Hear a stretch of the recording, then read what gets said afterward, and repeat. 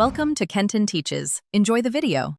You start by ensuring iCloud is active so your data can be restored. This matters because a reset without a recent backup risks data loss.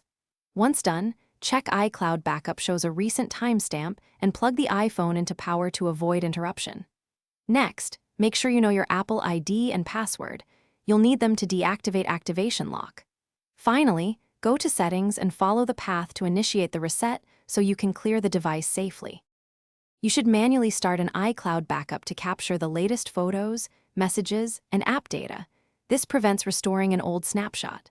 Once the backup completes, navigate to Settings General Transfer or Reset iPhone and choose Erase all content and settings to begin the wipe. Make sure to enter your Apple ID password when prompted to turn off Find My and disable activation lock. After erasing, the phone will restart to its factory setup screen, ready for restore. You'll see the iOS Setup Assistant. Choose Restore from iCloud Backup and sign into the same Apple ID used for the backup.